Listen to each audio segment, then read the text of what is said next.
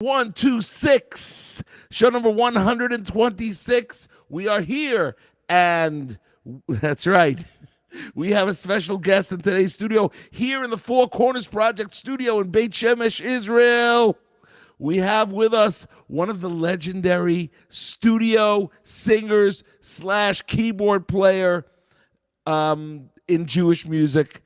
Joining us, Avromy Weisberger. Welcome to Lenny Solomon Live. Lenny, that introduction was so unbelievable. I need to take you around with me a lot more. It's true. It's true. At least I know I'm a legend in two minds, yours and mine. Yeah, but you are a legend. We together we did so much amazing music together. This is going to be one of the monumental interviews. We haven't even discussed what we're going to talk about. I've said, "What are we talking about?" I said, "Just follow me. I will lead you through." From like the Haas concert? No, like the Haas concert. Just follow Lenny. No. Oh, that was funny. But we're gonna first funny. Let's start in order. First thing is, do you realize that my first band? I got into my first band because you were in Israel learning in Israel for the year, and then Avi Feinberg called me up and said, "Do I want to play a Shabbaton for NCSY New York region?" Which was your gig. That's partially correct. Only partially? Because I never spent a year in Israel learning. So what? But you somehow I played a gig in Pelham Parkway, a Shabbaton in Pelham Parkway that you were not able to do. I thought you were in Israel. I was not able to do it. No, I think I was away. I was not able to do it, and Avi called you. Oh, so but that's what happened. So I have you to play. We didn't know each other, so for all you knew, I was in Israel learning. That's right. We didn't know each other. First thing is, we got to say hello to Judy Hertzfeld, our associate producer from Clifton, New Jersey, from Passaic. Judy is here, and Jordana is commenting. I don't know if you could see the screen. Do you see the comment screen? No. Oh, okay, well, I see it. So one of us sees it. It's okay. Ethan Bill's on. Ethan Bill says hello. Ethan! All right. Man. I just watched Ethan's new single. Ethan has a new single that he just released called Vulture. It was really, really good. I'm in the middle of listening to it for the second time. Okay, so let's go back. So first thing is, I always tell the audience that there is this like generation of musicians, Jewish musicians, that came into the world together to get spiritual on us Litvoks here. I'm of course a Galiciano, but we all came down together. You, me, Jordan Hirsch, Mark Infield, Tzvi Pill, Jonathan Rimberg, and on, Shmuel Ramras. These guys, we're all pretty much the same age, and we became full-time musicians. Very, very unusual. Yeah, and we all knew each other, and we were all friendly, and we would all go after pizza together after gigs and yell at each other. Shuby and Shmuel Wasserman. Wasserman, Oliver Shalom, right? Right. And Shuby, of course, Bobby Shubowitz. So the funny thing was though that I was a Queens boy, you were a Brooklyn boy. Now, we also had the same interest in that you were a Balkore, I was a Balkore. Shmuel Wasserman was a Balkore. We all had the laning. And so tell us a little bit about your upbringing in terms of how you got into music and stuff like that. Well, it really was a mistake. I didn't want to get into music, and there was a choir, the New York School of Jewish Song, and they were looking for kids. And my sister, Babby, kind of pushed me to try out, and I got accepted. And that was that. So I was in the New York School of Jewish Song when I was 12 and 13, and then a crazy thing happened, but my voice changed. So that was that. That was the end of that. Then I wasn't involved in music until in Camp Aguda. And I was in Camp Aguda as a waiter. I was in Camp Aguda as a waiter with Bobby Shubowitz. You were? And, yeah. And they needed somebody to play Color War, and they rented a Farfisa organ. You remember those Farfisas? I do. I love those Farfisa organs. So they rented one, and they were asking around for someone to figure out some of the Color War songs, and I figured it out. And that's how I started playing. It's so unbelievable because I was in camp with Svi Pill in Camp Dora Golding. Yeah. And we played. I played accordion. He played drums. That was the first time we played together. And then we joined later up with Kesher. And by the way, if I don't mention Gershon Veroba, I don't know how I could forget Gershon Veroba. So Gershon Veroba was also part of our He was chevra. definitely going to come up at some point in Yes. this conversation. Oh yeah. When we get to Hask, it'll come up for sure. Hask, So NCSY. all right. So there we are. NCSY. I played this Shabbaton because you couldn't play it. I thought it was because you were in Israel. Avi said to me, and that's how I joined the Shemesh Orchestra. I became part of the Shemesh Orchestra. I think you were the keyboard player of the Shemesh Orchestra. Right. Do you know how Shemesh Orchestra got its name? No, I don't. So there was a song that it was called Ki Shemesh, from the New York School of Jewish song.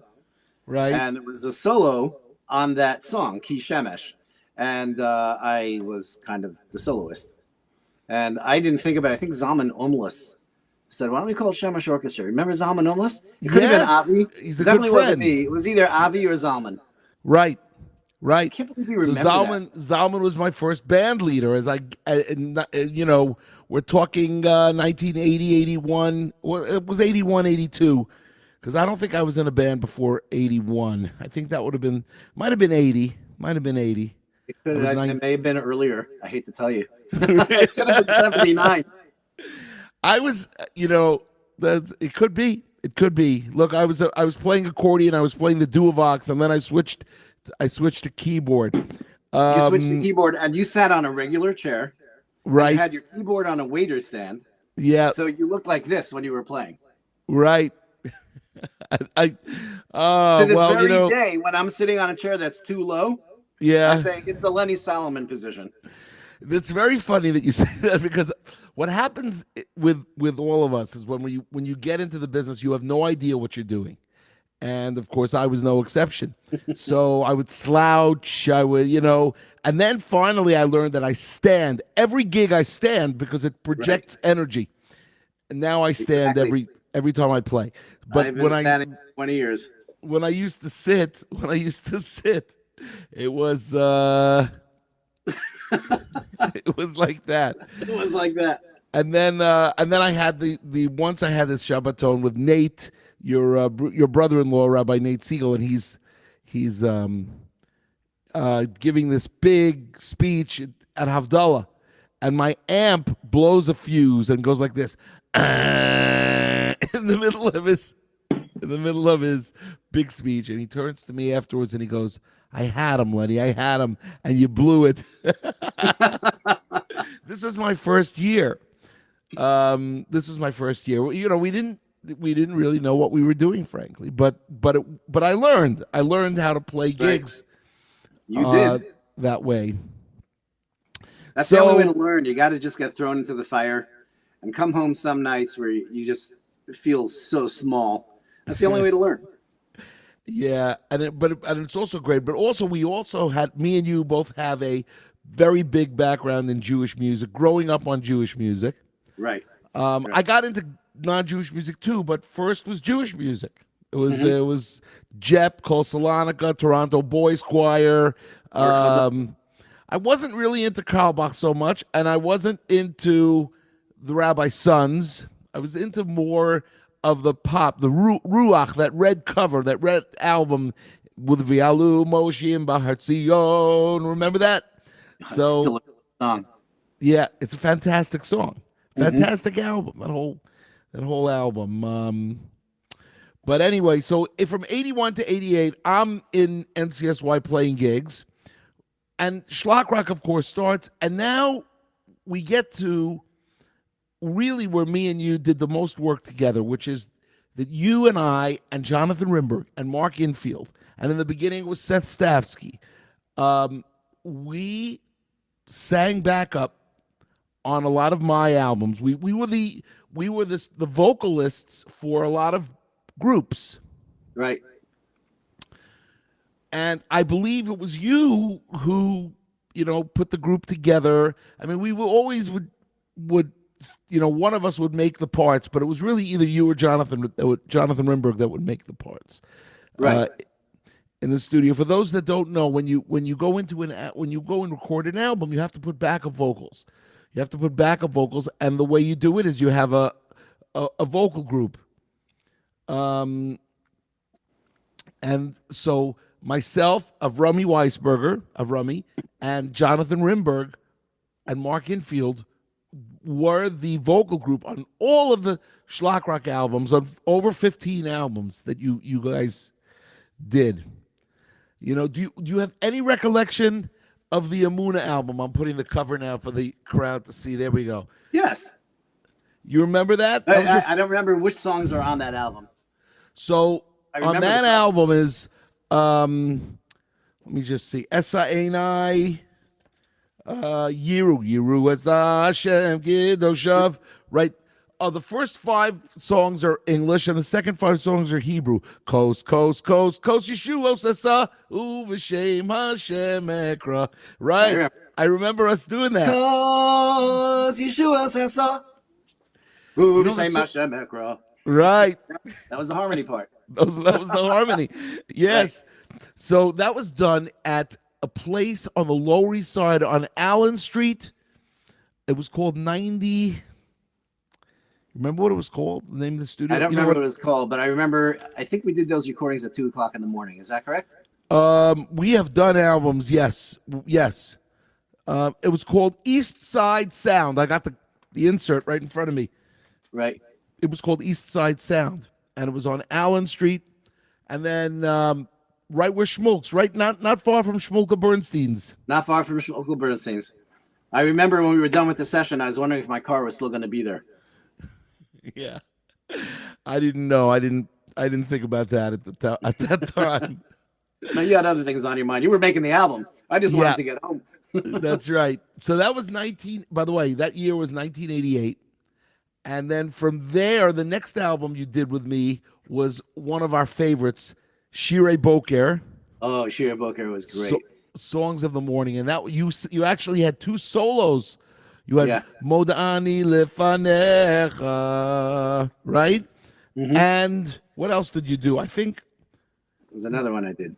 Torah Tziva Lanu Moshe Morasha Kehilas Yaakov. My kids know that entire album. It's a great album. It's a great album. And I remember when I got that inspiration to do that album, to do all of Korbanot, all from the beginning of Modani until Davar Halamed Min Yano. And Gary Wallen sang. Which Gary Wallen sang. Right. Yeah. And we did it in this studio, Mick Cantarella's studio, which at that time I think was a Park Slope. Right. And that was also a little bit of a suspect type of a neighborhood, right? I mean, it was not. I think that neighborhood was much better. He had you had to walk through a house, and then a garden, and then he got the back area there, and he had frying pans hanging from his ceiling. I remember that. All right, so Detroit is piping up and saying, you once stayed at my house on Shabbat when you came to Detroit. I'm not sure they're talking to me or you. I'm not sure. Now I see it. So Robert Friedman wants to know if I'm from Montreal. No, so Robert, you're probably just tuning in. I wear a different hockey jersey every single night. Tonight is Montreal Canadiens night because they're in the Stanley Cup. On Monday night, I wore a Tampa Bay Lightning because they're playing each other. Avromy, I know you're up on all of the hockey world. Oh, yeah. But let's just see. As long as the Giants beat the Patriots, I'm a happy man. On Avi's from Phoenix. He wants to know me. Hey, Avi. Well, first thing is it's good to see you. And I'm sure I did stay at your house when I came to Detroit. One of the things about Detroit is that it's one of the 250 cities I've been to. And you also have done a lot of traveling. Back in the day. Now it's not so much, right? No. And not because it's because of Corona. It's because of Corona. No, actually, there hasn't been that much traveling. They used to fly us all over the country to play weddings. Yeah.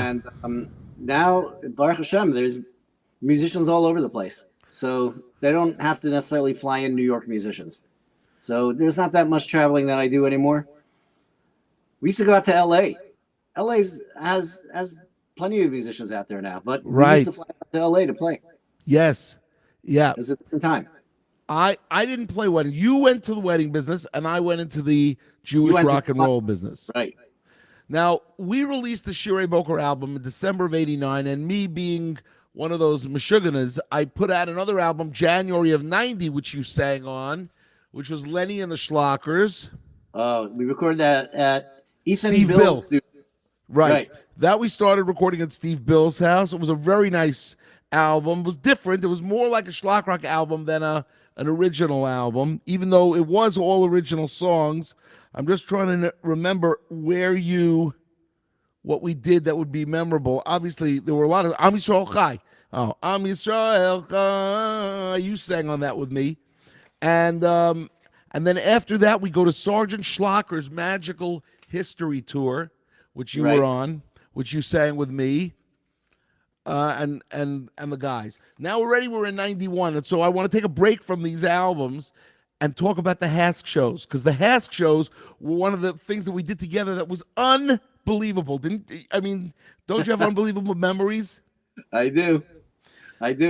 So I sang with you 3 years, 91, Hask 4, 92, Hask 5, and 94, Hask 7, which was the big extravaganza in Radio City. Right. Now, Hask 7 in Radio City had myself, you, Meir Abitan, and Avromy Weisberger. Right.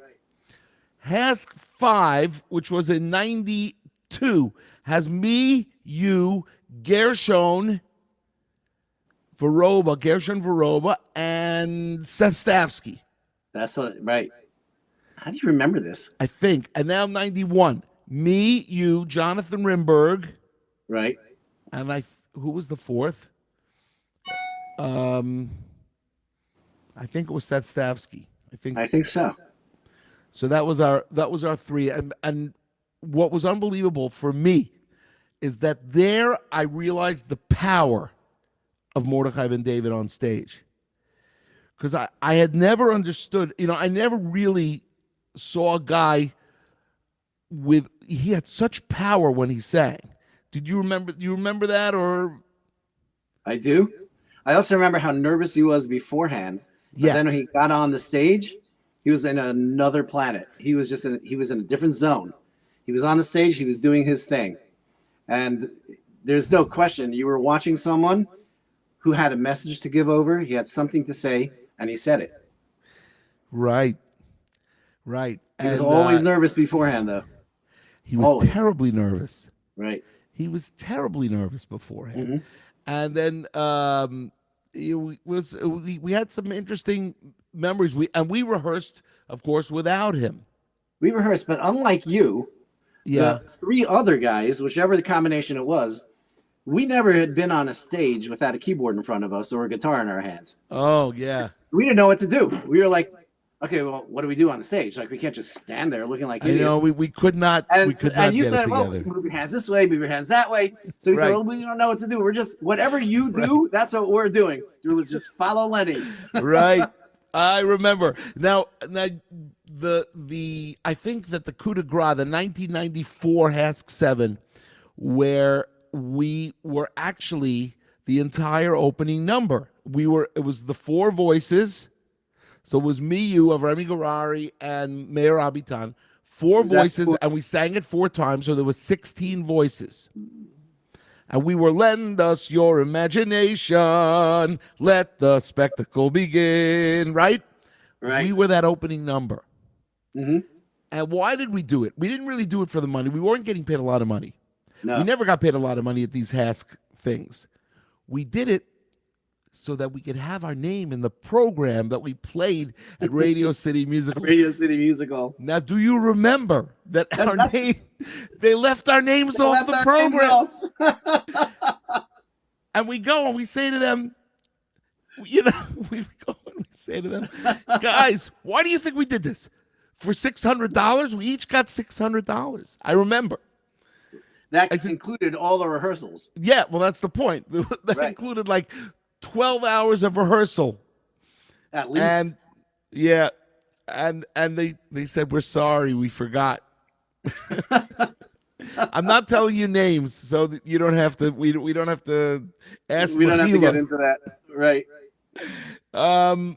But they were that was great experience. Those great experiences. Also in '91, something interesting But happened. you're leaving out a very important date. I don't remember the date, but it was the night after Tisha B'Av, the greatest concert I was ever in, and it was in Israel. I was about to go there. Yeah. Oh, you are? Okay, because Yeah, to me, very that's good. this very day, it's one of the highlights of my music career. Right. So tell the audience. And Shmuel Wasserman and I just got a kick out of watching you in Israel, because wherever we went, people go, oh, is that Lenny Solomon? Lenny, do you remember when I held your mic stand? And we were like, our Shlumpy friend? Like, and you go, oh, and these are my friends. This is Avromy and this is Shmuel. And they're like, oh, hi, Lenny. So it was so funny. Right. And we said, let's put up a poster. With Shmuel's idea. Put up a poster in the old city, Schlock Rock concert the night after Tisha B'Av. And at the Ramada Renaissance. We didn't have a place yet. We didn't have a place yet. We didn't have a place. And put the phone number of the apartment you were staying at. You were saying it was some family. Shmuel and I were staying in a hotel because we got bumped from our flight and had money. But you were staying in somebody's apartment. And the next day we met you and you said, you got to take that poster down. The phone has to stop ringing. Do you remember that? You know what? I don't remember that, but I remember how many people came to that show. Do you remember? And then we met Alan Freistadt, who had only recently made Aliyah, and Alan hooked us up with instruments that we rented, and he got the place. Right.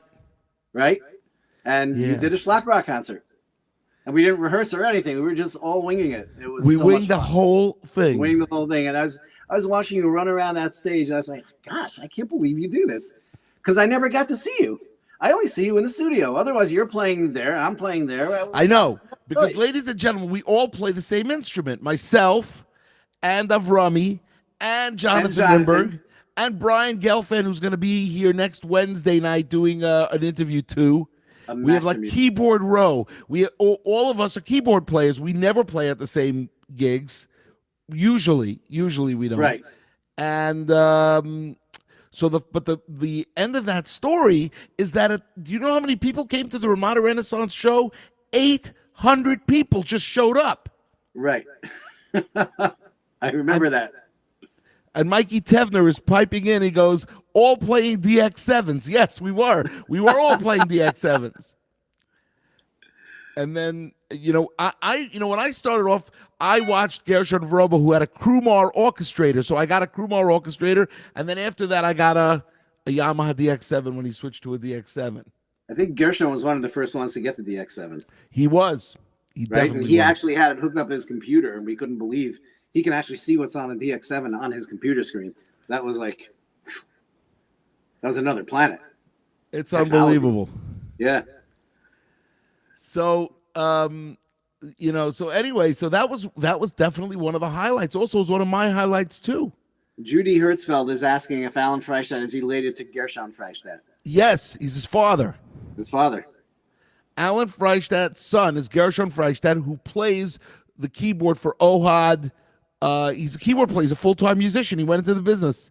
Right. He went into his father's. His father got out of the business and became a personal trainer. Right. Alan Freistadt's a personal trainer, and Gershon Freistadt. But so Judy, for just for you to know, and for the audience, Alan Freistadt was one of the founders of the Neshama Orchestra, right? Right. Mm-hmm. And if you think about it, he was originally in Ruach and Neshama, from the Ruach and Neshama. So Ruach became Neshama, right? They I don't know if they broke off or I don't even know.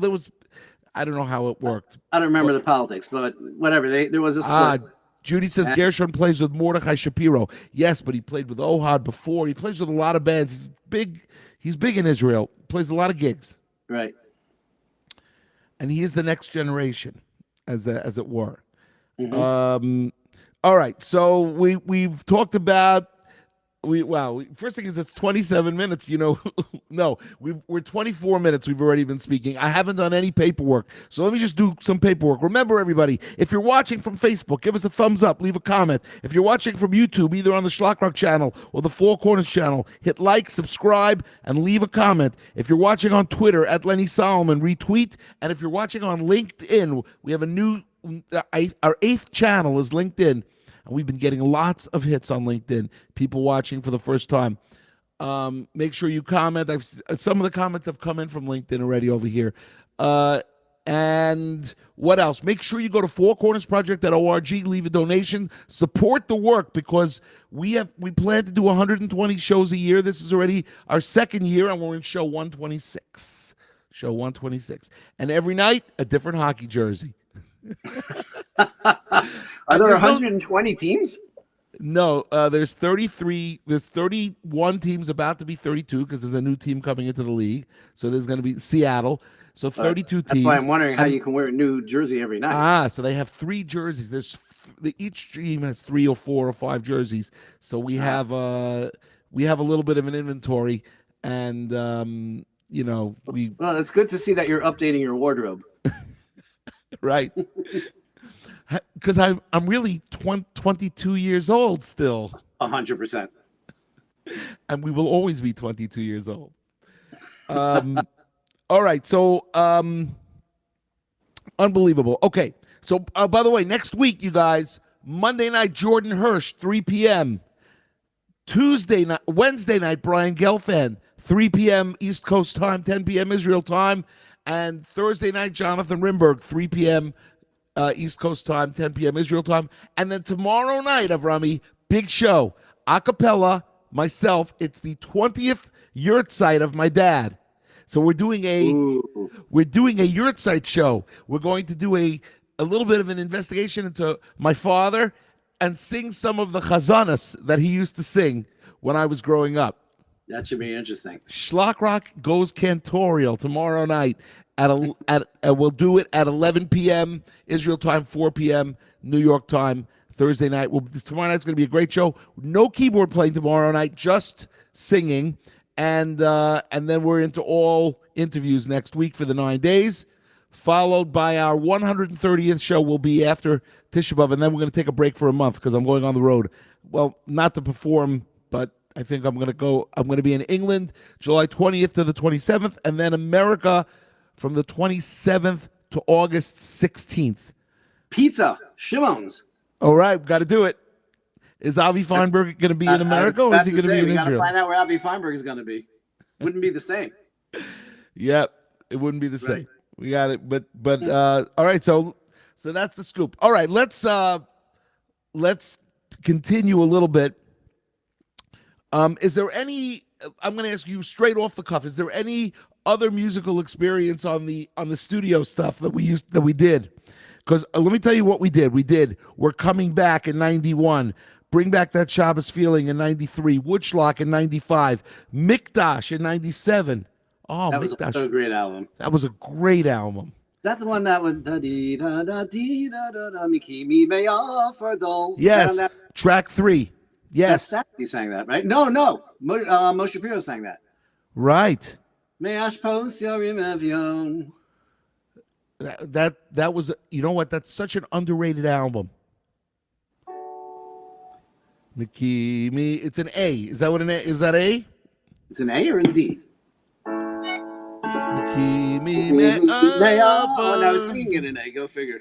Right. Right. Mm-hmm. So, yeah, that was a great album. We did some great stuff on that album. Let me pull the insert. Let me just take a look at it.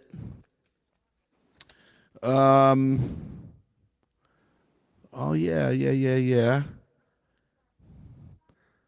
No, maybe I think Makimi would be the song. Kela Hodos, Habocher B'Shirei Zimra, Habocher B'Shirei Zimra. It's just got a lot of energy to it. That was when I had made Aliyah, where I had just made Aliyah, and this was the first Hebrew album that I recorded after that. But you recorded it here? I think you recorded some parts there. No, I recorded it. I wrote one song in Israel, the 10th song. Aseh lecha Rav Ukinei Beautiful lecha song. chaver. That I wrote in Israel. That was the 10th song, but we rehearsed it at Mike Roth's parents in West Orange. No, not West Orange, in Passaic, In Passaic. right? And then we recorded it at Mick Cantarella. Brian Gelfand played piano on that. Yes, Right. he did. So that was a great experience. Also, Schlock Rock Meets the Prophets. You were on. Yeah. That was we had so much stuff. I don't even know what to say first, but all I could say is, ladies and gentlemen, you have to go out and get these albums. We don't sell albums anymore, but you can get the downloads on schlockrock.com. You can get the downloads on schlockrock.com. And then, of course, Avromy, you are one of the voices in Daniel in Babylon, the original soundtrack. Oh, right. Noblemen, Grand Wizards. You played the Noblemen, you played the Grand Wizards. You got to do some talking and singing on that double CD. And finally, the last thing that I will mention is the NSN Super Bowl halftime show. We were the first ones. We were the first Super the Bowl first kosher NSN Super Bowl halftime show. Kosher Nachum Super Siegel Bowl Network halftime. kosher Right. Super Bowl halftime show. Right. Avromy's playing keyboard. I'm playing keyboard. Jonathan Rimberg is playing keyboard. Ari Boyanju's playing guitar, and Ethan Bill is on drums. Which reminds me of Vladimir Grumberg. Remember him?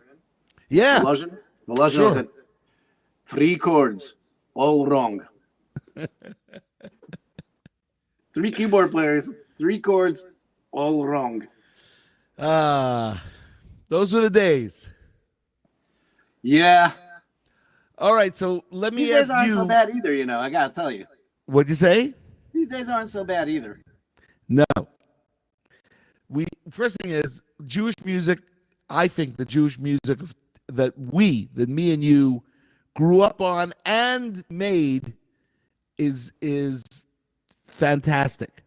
I don't get so much into today's Jewish music.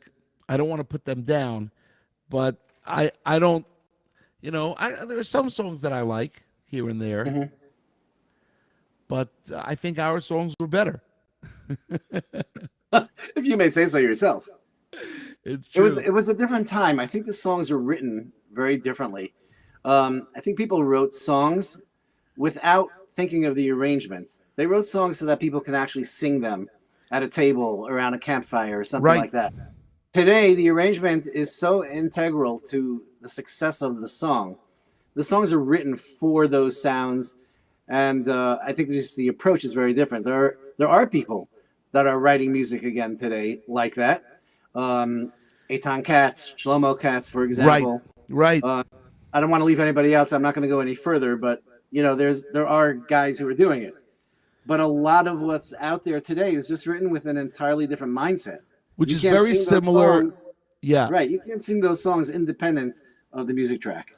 Which is very similar to today's non-Jewish music, which is Right. they took away all the music and left drums and vocal, and you really can't sing it. Right. You can't sing it. It's unsingable. Not the same. Which also there's a lot of cursing in that which we don't have, at least. That we don't have here. I don't even know what's out there because if I'm not listening to Mudgets or Right. other important Jewish music, I'm kind of listening to country, so I don't really know what else is out there. So tell the audience what you're doing right now musically, and if they want to hear, do you have anything that you want to plug or promote? Nothing to plug or promote. I just enjoy playing. I'm just happy to be playing. I can't believe that at our age I'm still busy, Baruch Hashem, and I'm grateful for that. But I'm doing a lot of work to stay on top of the game and to stay with the times. So like updating sounds, updating approaches. Today, you're expected to walk onto the bandstand bringing iPads for everybody.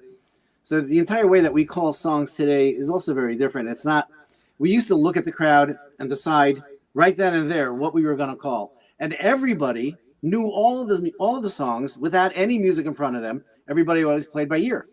Nobody had a sheet of music in front of them. It was a rare occasion that a new song was being introduced, and we had to learn it, and then someone would hand out the music. But today, everybody's expected to have music, very often arrangements.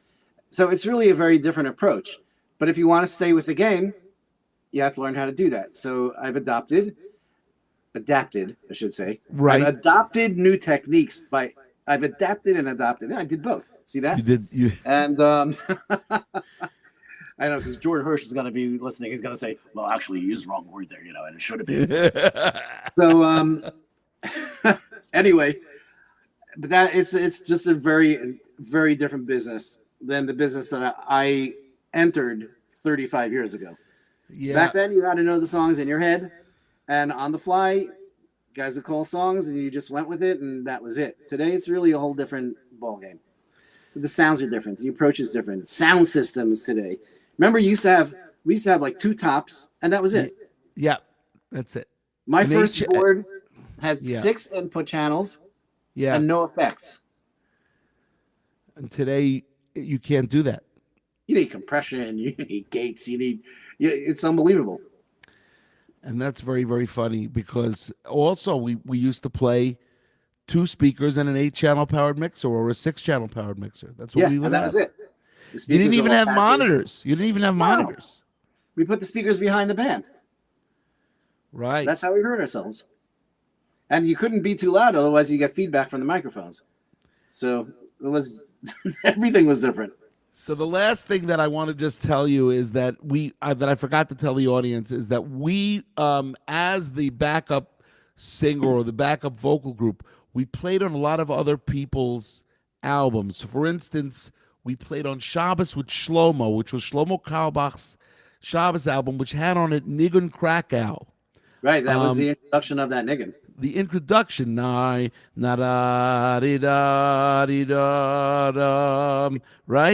Mm-hmm. And then we also played on it, Yishama B'Yarei Yehuda Uvechutz Yerushalayim, right?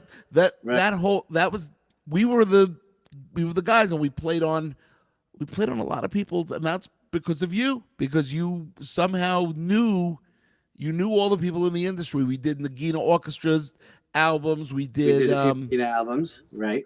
We did one for Kedem Wine. Were you on that? I think that was just me and Jonathan Remberg, actually. I don't remember. I might have been at one session. Yeah, you probably were. Not all the sessions, but one of the sessions maybe. Our final session for that album was on a Friday morning at 9 a.m.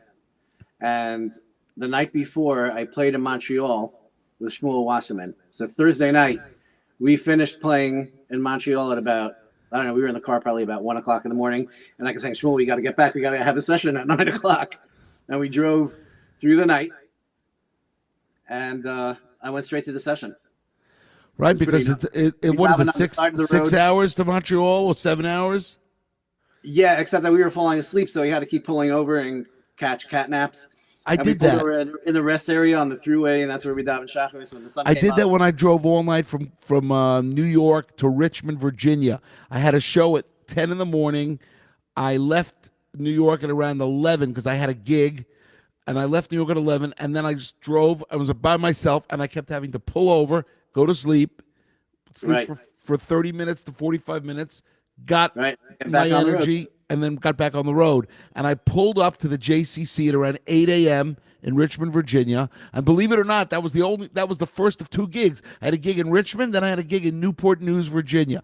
So I had another hour and a half of driving. But luckily, I was able to sneak into the JCC and shower because I'm not a member. They weren't. But I snuck in, I showered, and then I did a show at 10 a.m. Yeah, that's what we did. I mean, you know what? I'll bet we can still do things like that. Well, we could if we had, yeah. You know, the truth is that the reason that we're doing this Lenny Solomon Live thing is because I have had a total of 5 live gigs in the last 18 months. Mm-hmm. In other words, concerts, there's really no concerts. So there are weddings, but I've only played out of those 5 gigs. One of them was a wedding. I played a wedding, but other than that, I did a Hanukkah party, a Purim party, a wedding, a Yom Yerushalayim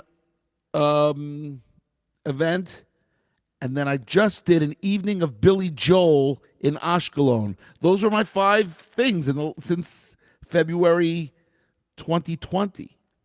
Right. But luckily, we've done 126 Lenny Solomon lives. So at least I get to do something. Thank God. Thank God. And you get to talk and wear hockey jerseys. Yeah, that's What right. could be better? And I don't have to leave my house. This is much better. Much better. All right, everybody, we're at the end of the time. We've already done 40 minutes. You know, it's unbelievable how you just like this and time goes. I want to thank Avromy Weisberger for coming on Lenny Solomon Live tomorrow night, the 20th yahrzeit of my father, Alexander Solomon. We're going to be doing a tribute to his music. And then next week, 3 interviews with big Jewish musicians that had an impact on Schlock Rock. Everybody out there, have a great day. Avromy, thank you for coming. It was great. Had a good time. Yeah, me too. And we will see you tomorrow night, 11 p.m. Israel time, 4 p.m. East Coast, and all the other time zones. Do that calculation. All right. Keep on schlocking, and see you tomorrow.